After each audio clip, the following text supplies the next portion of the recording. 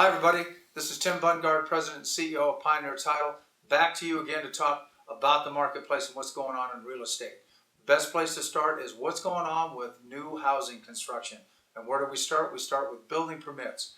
Building permits are up 9.7 over this time last month, but what's really incredible is they're 99.2% over where they were this time last year. That's an incredible jump, and to really put some numbers behind it, what we're looking at is 131 this time last year to 261 for building permits. What follows that is, what about the sales themselves? Even though they're getting permits to build more houses, are they selling more homes? The answer to that is absolutely.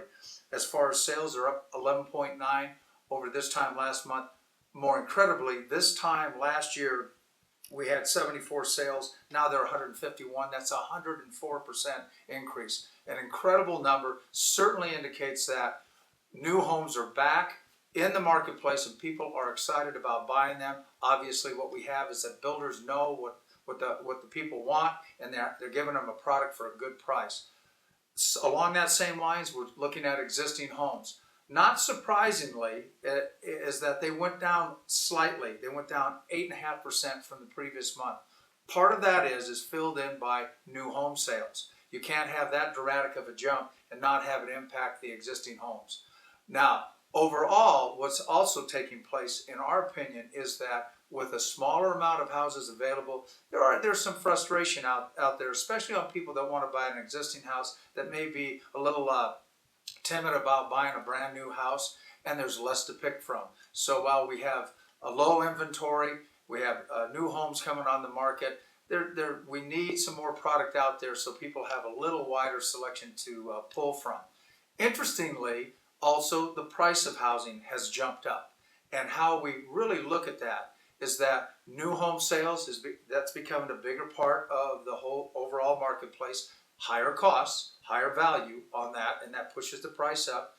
And also, what's happening is distressed property. Less of it is available out there for sale. We've seen almost a 35-36% drop in distressed properties. What we mean by that, properties that are in foreclosure, properties that are owned by banks, there's just less of them because we process through those.